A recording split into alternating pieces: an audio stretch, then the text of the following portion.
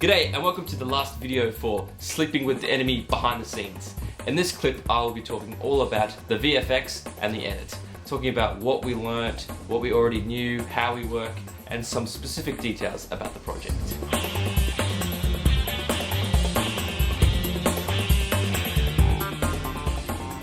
So in the film, Snake takes out a lot of goons, but we actually only had 2 goons on set for most of the shoot.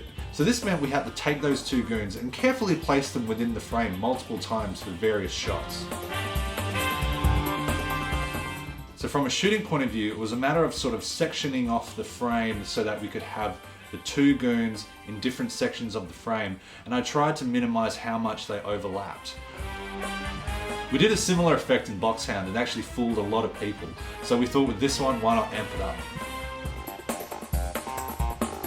So here at Fury Fingers we don't have a lot of money and stuff, and we like to move from one project to the next. When we're making a film, what we usually do is find the music first and drop that in our sequence and kind of edit to that. So those clear music action beats are really driving most of the story.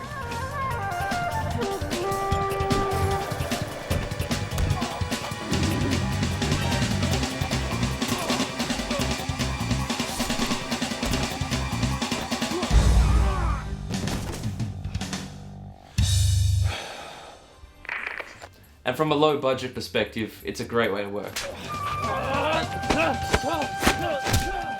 One of the most important factors of making those fights believable and exciting was the sound effects that we added in post. We've been filmmakers for years, so we've always known how important sound is, but in particular with fight scenes, adding in those sound effects really allows you to just highlight every action and movement that the actors or the fighters are making. And it's actually a really interesting process because sometimes when you add these sounds in, they allow you to see intricacies within the action that you wouldn't see without the sound being attached. So here's the scene as we shot it without any sound effects added.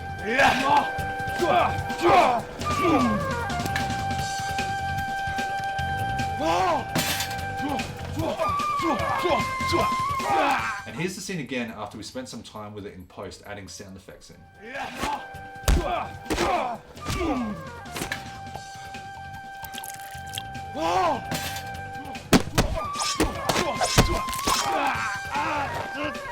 See?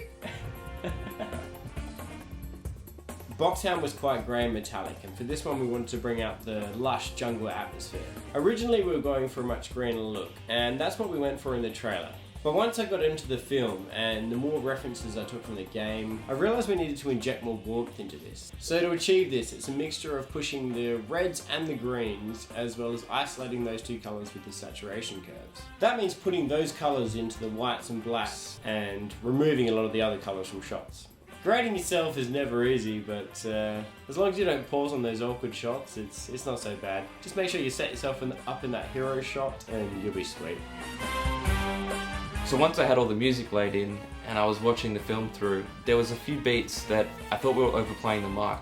As much as I love this scene and the way we shot it, it was just a little bit too much at that point. We kind of understood that Snake was really sleepy, and it was kind of the same gag as well with him falling asleep. So here it is for your entertainment.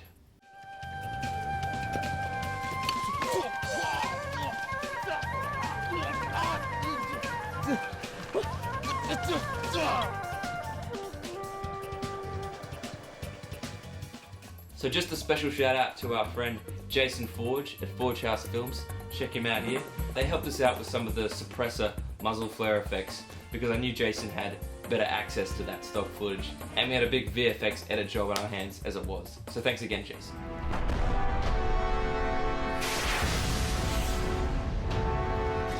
And while we're at it, another shout out to our good friend Reggie at Colossal is Crazy for playing the role of Major Tom, Major Zero. He did a really great job and brought a lot of humour to the role. Snare machine guns, sniper rifles, and rocket launchers. You've been fitted with a refashioned hush puppy pistol and suppressor. Check out his channel if you're into trolling and juvenile British humour. Alright, I'm going to speed round through the remaining production notes because I believe they are far more interesting as tight details. In no particular order, the shots of the fallen goons we did at the park, up high on a hill. We used a 3D knife for this shot. It was motion tracked to the body and then just rotated on a 3D axis to match the movement. The table was initially red, but we pulled all the colour out so it looked less like a camp table. And we also really liked our film palette, so we were trying to keep that tone as much as possible. There were lots of 2D Zs flying around in our film. A lot of people have asked me online and in person about the Ocelot gun spinning scene, and how much of that was actually real. None of it was real. We used a 3D gun model and blurred it a lot for motion and masked Hallam's hand in front of it. It was quite fun to make. We didn't have access to 9 exact replicas of 60s TV sets, so we used 3D models instead. We put a lot of foliage and green in front of shots, just to thicken it up and create some depth. We also thought it added a little filmic touch. Being able to create trees and bushes for shots is a lot of fun because they're not always available on set in your exact spot. The last shot of the film was entirely digital. We used stock footage of the ocean with a still image of a ship. To help sell it, we added some imperfections to the shot. There's some lens flare and some HD particles flying around. We shot this part just down the road at the park and matched them with a crash zoom. We created false volumetric light for this shot just to give it some heroic zing and a bit of movement. Shout out to my dad, who was okay with me putting his face in the film, playing Major Tom, Major Zero. And this was a fun shot to make in general. We filmed this in the backyard against some bushes. And lastly, there were a lot of 3D weapons in this shot because we didn't feel right about throwing our mates' props around. The hardest part about this effect was matching the light. I think we did okay. Alright, that was the last episode on our behind the scenes for Sleeping with the Enemy. We hope you enjoyed our video and we hope you liked getting to know us a little bit more and hopefully you learned something about filmmaking.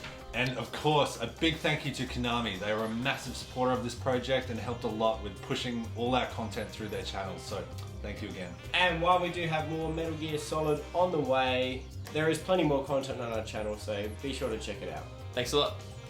Please subscribe! Your fingers! Your fingers! To figure some movie. Jump in the paper. Bitches and boy.